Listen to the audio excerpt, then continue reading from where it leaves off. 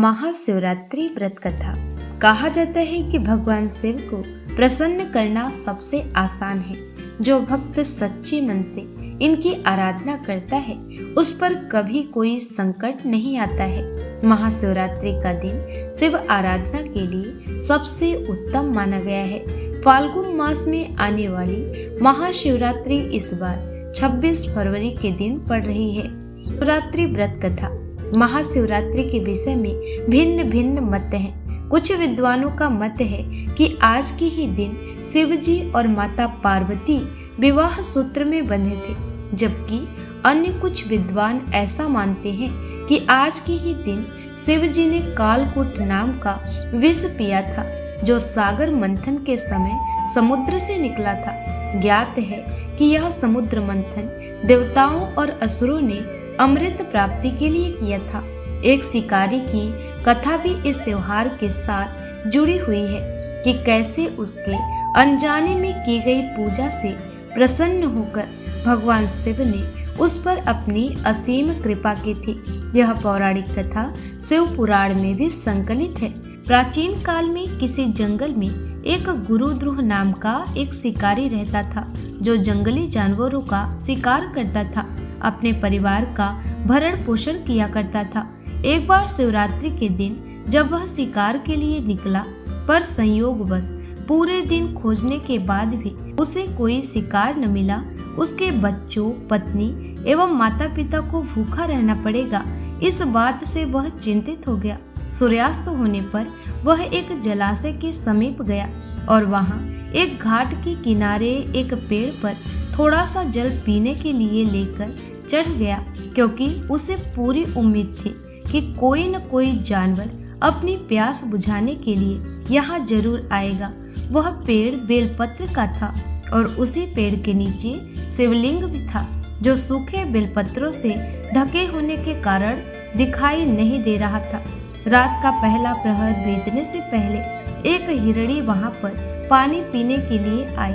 उसे देखते ही शिकारी ने अपने धनुष पर बाण साधा। ऐसा करने में उसके हाथ के धक्के से कुछ पत्ते एवं जल की कुछ बूंदें नीचे बने शिवलिंग पर गिरी और अनजाने में ही शिकारी की पहले प्रहर की पूजा हो गई। हिरणी ने जब पत्तों की खड़खड़ाहट सुनी तो घबराकर ऊपर की ओर देखा और भयभीत होकर शिकारी से कांपते हुए स्वर में बोली, मुझे मत मारो। शिकारी ने कहा कि वह और उसका परिवार भूखा है, इसलिए वह उसे नहीं छोड़ सकता। हिरणी ने वादा किया कि वह अपने बच्चों को अपने स्वामी को सौंपकर लौट आएगी, तब वह उसका शिकार कर ले। शिकारी को उसकी बात का विश्वास नहीं हो रहा था। उसने फिर से शिकारी को यह कहते हुए अपनी बात का भरोसा करवाया कि जैसे सत्य पर ही धरती टिकी है, समुद्र मर्यादा में रहता है और झरनों से जल धाराएं गिरा करती हैं, वैसे ही वह भी सत्य बोल रही है। क्रूर होने के बावजूद भी शिकारी को उस पर दया आ गई और उसने जल्दी लौटना कहकर उस हिरणी को जाने दिया। थोड़ी ही देर बाद एक और हिरणी वहां पानी पीने आई। शिकारी सावधान हो गया, तीर साधने लगा और ऐसा करते हुए उसके हाथ के धक्के से फिर पहले की ही तरह थोड़ा जल और कुछ बेलपत्र नीचे शिवलिंग पर जा गिरे और अनायास ही शिकारी की दूसरे पहर की पूजा भी हो गई। इस हिरणी ने भी भयभीत होकर शिकारी से जीवन दान की याचना की, लेकिन उसकी अस्वीकार कर देने पर हिरणी ने उसे लौट आने का वचन यह कहते हुए दिया कि उसे ज्ञात है कि जो वचन देकर पलट जाता है उसका अपने जीवन में संचित पुण्य नष्ट हो जाया करता है। उस शिकारी ने पहले की तरह इस हिरणी के वचन का भी भरोसा कर उसे जाने दिया। अब तो वह इसी चिंता में व्याकुल हो रहा था कि उनमें से शायद कोई ही हिरणी लौट के आए और अब उसके परिवार का क्या होगा। इतने में ही उसने जल की ओर आते हुए एक हिरणी को देखा। उसे देखकर शिकारी बड़ा प्रसन्न हुआ। अब फिर धनुष पर बाण चढ़ाने से उसकी तीसरे पहर की भी पूजा स्वतः ही संपन्न हो गई, लेकिन पत्तों के गिरने की आवाज से वह हिरण सावधान हो गया। उसने शिकारी को देखा और पूछा, तुम क्या करना चाहते हो? वह बोला, अपने कुटुंब को भोजन देने के लिए तुम्हारा वध करूंगा। वह मृग प्रसन्न होकर कहने लगा, मैं धन्य हूँ कि मेरा यह शरीर किसी के काम आएगा।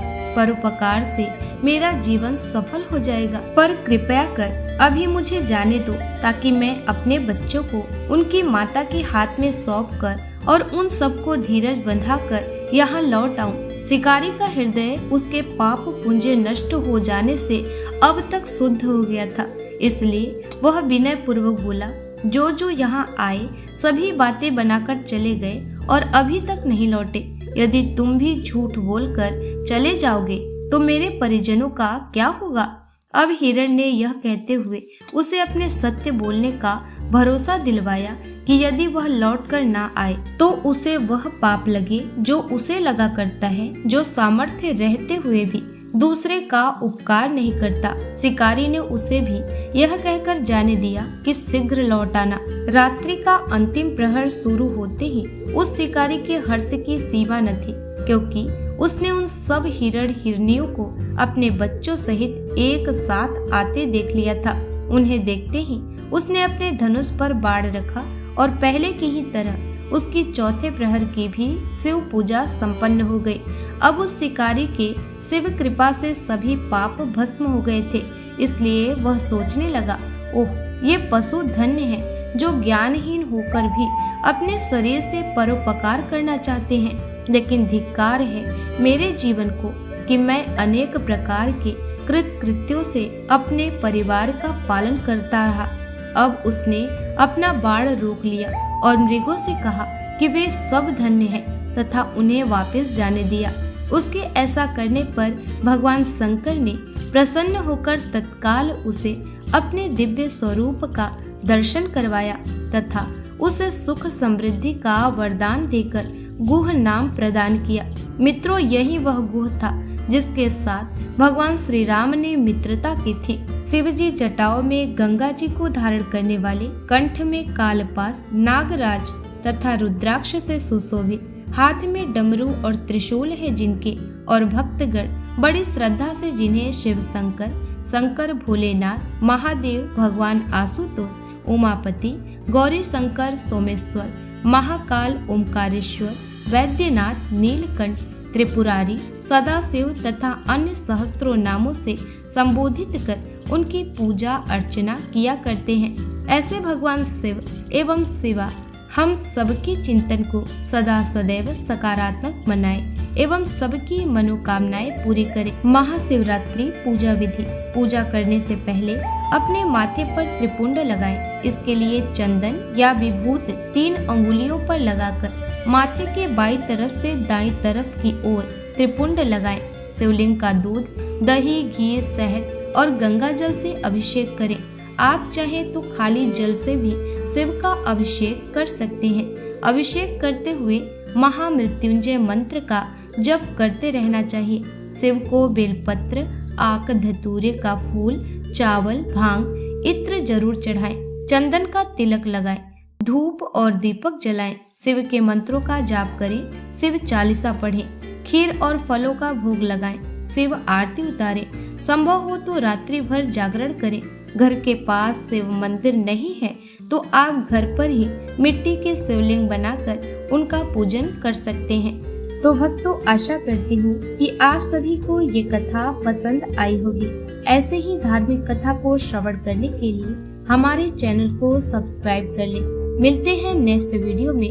तब तक के लिए आप सभी को महाशिवरात्रि की हार्दिक शुभकामनाएं। हर हर महादेव। जय माता पार्वती।